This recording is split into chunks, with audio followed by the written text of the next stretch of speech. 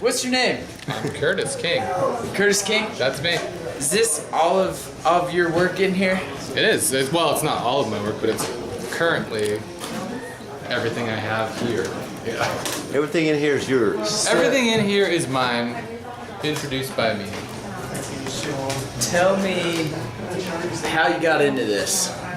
Well, I started in art school as a photographer, actually, and found myself painting in the darkroom. Where at? I'm from Wyoming originally. Okay, nice. And how'd you end up in Topeka? My wife's family's all from here, so I kind of migrated out this way. Take care of yourself. Found myself inspired by the plains, I guess. It's totally different than what I was used to.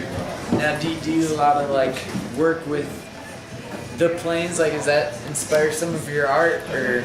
Yeah, my stuff is all an amalgamation of everywhere I've been. So it starts and ends with where I am currently, and then everything in my past bleeds in. You know, it's all important. Yeah, a little bit of everything. What do you bring from your past? Mountains and wildlife, man, all creep in from Oh yeah. Yeah, but all that stuff is here too, so it's really interesting. You know, the sky is different in Kansas than it is where I grew up, so I found myself fascinated by that. I have an uncle that made fun of me because I'm like, the sky here is just so broad. I'm from Big Sky country, man, but it's different here. It's just different. Swear. Okay, I'm not crazy then. No.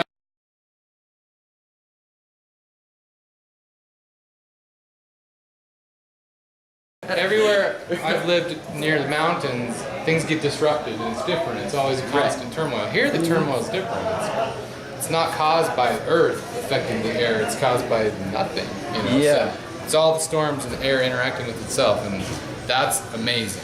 You know, I didn't think I experienced any kind of real storms until I moved out here. Right. You see, if you watch that, just like the lightning go across the sky, it's amazing. Unbelievable. What's one of your favorite pieces in here? I don't play favorites. Nice. Yeah, if I get too stuck on something, I have to paint over it. Because then it doesn't speak to me anymore. Right. If it becomes a favorite, then it's, I don't know, it's hard to play that kind of game. I'm fond of where that one's gone. It's not where it needs to be quite yet. Every painting's a journey, right? It starts with an idea and ends somewhere I don't intend. So what's your process like? My process always starts from color and motion, and typically is born out of my experience of a landscape or combined with my memories of a place. Like, I love just standing in a field and taking it all in, and often that kind of starts me somewhere. Like, I've got this barn painting that shows up in probably every 4 or 5 paintings. It comes right back.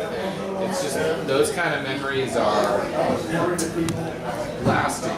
Is it like a recurring dream, or is it just sort of? Yeah, and I think painting is a lot like a dream. You know, painting is a not precise thing. Some people paint photorealism, but that's not my gig at all. I like to explore the idea of a memory of a place or a feeling of a place, right? It's sort of stolen from the Impressionists or abstract expressionists, but do you try to reinterpret that every time, or put a different flavor on it, or I mean?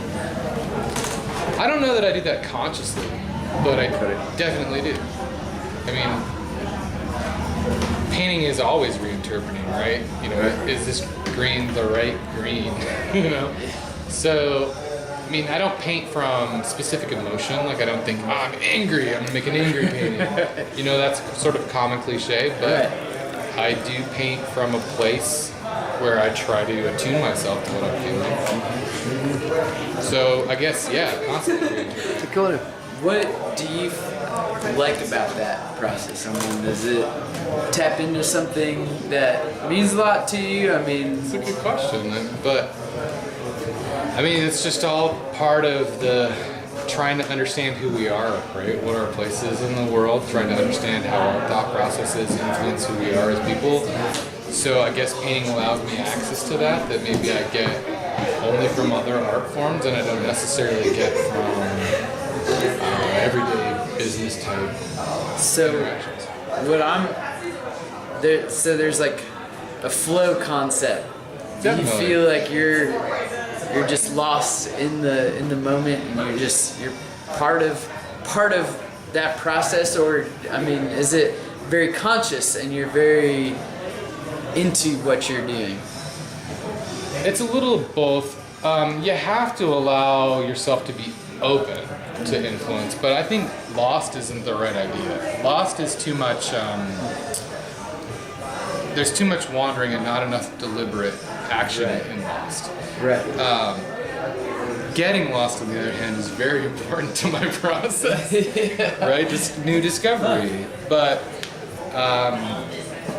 if you go about something without any sort of kernel or any sort of idea, that's when I get into what they call non-representational work or pure abstraction. Okay. And that stuff never goes really well for me. There's always got to be some kind of real element to draw on, or it feels inauthentic. That's just interesting. Yeah, I don't even know. I don't either. That's amazing. I love capturing that. I got 1 minute left. You want to close it? I don't really have anything to say, but good to see you, Alex. Thanks. Hey, good to see you. And Sean Frost, that's his name. I didn't introduce you Sean, at nice all, to meet did you. I? At the end of the video, At the end of the video, I introduced you guys. Hey, you know what? Awkward hands. Airboat. Covered in paint.